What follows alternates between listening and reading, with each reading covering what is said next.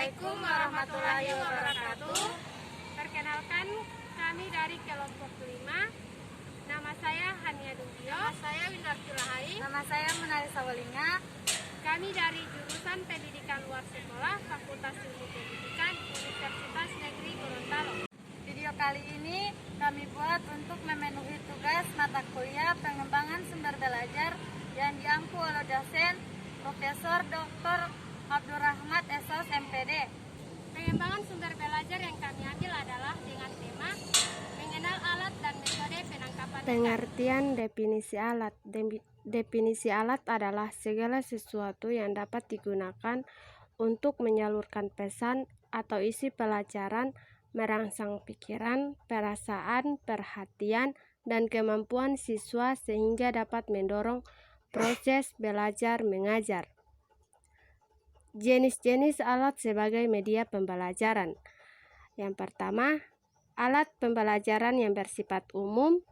Yang kedua, alat pembelajaran yang bersifat khusus. Alat pembelajaran yang bersifat umum yaitu alat pembelajaran yang bisa digunakan untuk semua mata pelajaran. Contohnya, papan tulis, spidol, kapur, dan penggaris. Sedangkan alat pembelajaran yang bersifat khusus yaitu alat pembelajaran yang hanya digunakan untuk mata pelajaran tertentu saja. Contohnya, mikroskop, cangkah, dan kuas. Fungsi dan manfaat alat sebagai media pembelajaran. Yang pertama, membangkitkan motivasi belajar siswa. Yang kedua, membantu meningkatkan pemahaman siswa. Yang ketiga, menyediakan berbagai pengalaman belajar. Yang keempat, memperkuat proses belajar. Yang kelima, mendorong siswa terlibat aktif dalam pembelajaran. Yang keenam, mengubah dan membentuk sikap siswa. Kedudukan alat sebagai media dalam pembelajaran terbagi menjadi 4, yaitu yang pertama alat bantu. Dalam hal ini, media pembelajaran bukan menjadi sumber utama belajar, tetapi menjadi alat bantu penyampaian materi pembelajaran. Yang kedua, alat penyalur pesan. Penyalur pesan dari guru menuju peserta didik. Yang ketiga, alat penguatan atau reinforcement. Dalam artian, media pembelajaran membuat suatu materi pembelajaran lebih mudah dipahami dan lebih kuat melekat dalam benak peserta didik. Yang keempat, untuk mewakili guru menyampaikan informasi secara teliti, jelas, dan menarik. Baiklah, itu dulu penjelasan dari saya. Selanjutnya tentang tema yang kami ambil yang berkaitan dengan alat sebagai sumber belajar, yaitu mengenal alat dan metode penangkapan ikan yang akan dijelaskan oleh teman-teman saya. Baik, di sini saya akan melanjutkan materi kelompok kami dan di sini saya akan menjelaskan alat yang digunakan dalam penangkapan ikan. Alat yang digunakan dalam penangkapan ikan dibagi menjadi 7. Yang pertama, pukat cincin. Pukat cincin adalah alat penangkapan ikan dari jaring yang dioperasikan dengan cara melingkari gerombolan ikan hingga alat berbentuk seperti mangkuk pada akhir proses penangkapan ikan. Yang kedua, pukat hela. Pukat hela adalah jenis alat penangkapan ikan berkantong yang dalam pengoperasiannya dengan menggunakan alat pembuka mulut jaring. Yang ketiga, jaring insang. Jaring ikan dengan bentuk 4 persegi panjang, mempunyai mata jaring sama ukurannya pada seluruh jaring. Lebar jaring lebih pendek jika dibandingkan dengan panjang dengan perkataan lain. Yang keempat, jaring angkat. Jaring angkat adalah salah satu alat tangkap yang dioperasikan di perairan pantai pada malam hari dengan menggunakan cahaya lampu sebagai faktor penarik ikan. Yang kelima, alat yang dijatuhkan. Alat yang dijatuhkan adalah jaring ikan berbentuk lingkaran kecil dengan pemberat pada tepi-tepinya yang dilempar atau ditebar oleh penelayan.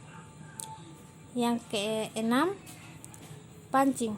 Pancing adalah salah satu alat penangkap ikan yang terdiri dari 2 komponen utama, yaitu tali dan mata pancing. Jumlah mata pancing berbeda-beda, yaitu mata pancing tunggal, ganda, bahkan sampai ribuan. Yang terakhir, perangkap. Perangkap adalah alat penangkapan ikan yang mempunyai prinsip penangkapan dengan cara memperangkap ikan dengan menggunakan jaring dan atau bahan lainnya yang dioperasikan dengan atau tanpa perahu atau kapal. Baik, selanjutnya akan dijelaskan oleh Monalisa Wolinga. Baik, selanjutnya metode penangkapan ikan. Metode penangkapan ikan adalah metode yang digunakan untuk menangkap ikan. Terdiri dari tangkap tangan, tombak, jaring. Metode pertama yaitu metode tangkap tangan. Metode tangkap tangan adalah pengumpulan baga bahari dengan tangan dimungkinkan seperti mengambil kerang dari pantai, menggali, bahkan mengejar kepiting. Awal sejarah penangkapan hewan laut dengan tangan dilakukan sejak 300 tahun yang lalu. Yang kedua, metode tombak. Penombakan ikan adalah metode kuno penangkapan ikan dengan menggunakan tombak atau varian lainnya seperti panah. Yang ketiga, metode penangkapan menggunakan jaring pukat. Yang ketiga yaitu metode penjaringan menggunakan pukat kantong. Lempar jaring ikan melebar dengan pemberat sampai ke dasar laut. Lalu jaring ditarik untuk menggiring dan mengurung ikan. Sebagian pukat kantong berada di permukaan ketika digunakan karena bantuan pengapung yang ditarik di kedua sisi.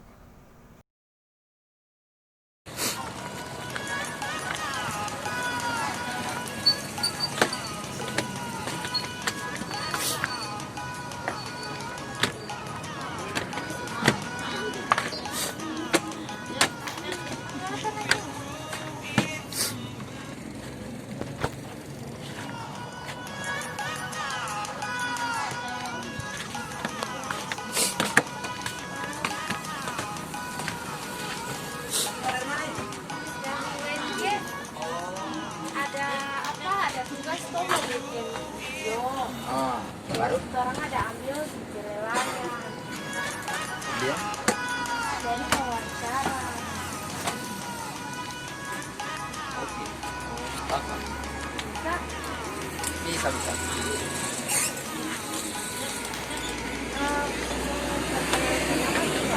Apa? Kenalan. Kalau nama saya Aswin Bakari. Ari Supu. Kalau di sebelah apa ya, Suparman? Supratman Manenelu. Baru itu sebelah siapa? Oh, Halidin apa? Harunja. Halidin Harunja. Ini Pak, atau ada tinggal di sini atau keluarga dari Kalau orang Bolsel, cuma orang memang mencari di sini 1 tahun ikutin kapal ini. Dapat tinggal di kapal. Kemudian orang juga tinggal di kapal ini. Bertepatan juga kan ABK di sini, ada yang dari Bongo, dari apa ya, kampung sebelah ini, Pabean. orang miskin kan di keluarga tuh keluarga. Nah, jadi cuma kami berempat yang ada di kapal ini. Kegiatan alat yang sering digunakan itu yang menangkap ikan itu biasa yang digunakan adalah Ini kalau alat tangkap kami ini pukat begini. Nah, pukat yang kemudian yang ditangkap itu cuma cakalang, malalugis dengan leho. Kemudian kalau apa ya, ojek mas bagian kecil baru itu kan dijual di mana? di Pelangan sini, kampung tenda. Karena izin bongkarnya cuma di sini, di wilayah lain tidak ada.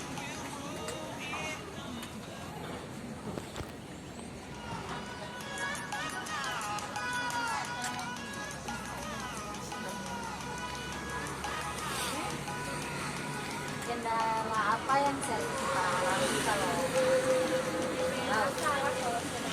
Oh, kalau kita melaut itu cuma angin dengan gelombang tuh, baru bisa kerang dirakit. Nah itu kemungkinan besar kan cuma arus.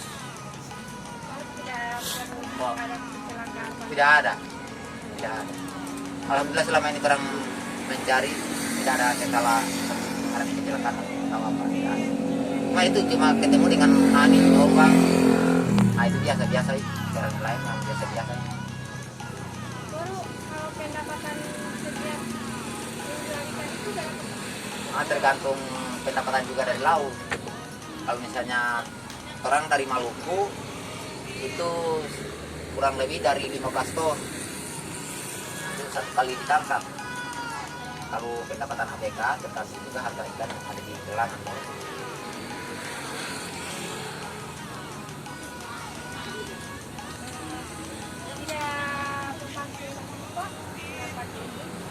Ya kalau misalnya dirakit, ada sebagian mencari ikan yang besar-besar.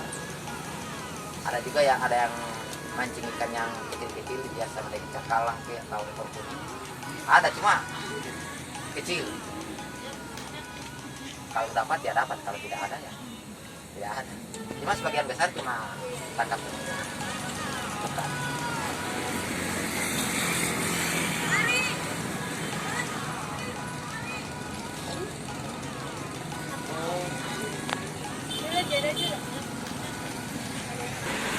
Bukan ini tidak ada.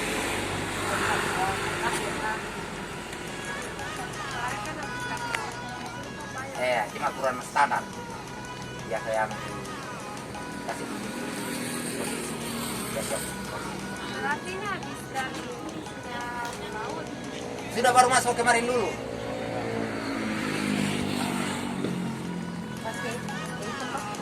Nah kalau itu khusus waktu orang mau tangkap kan digandeng dengan itu supaya ini bukan tidak mutar jadi satu. Jadi kapalnya ditarik supaya tetap dia ada ruangan. Itu gunanya itu.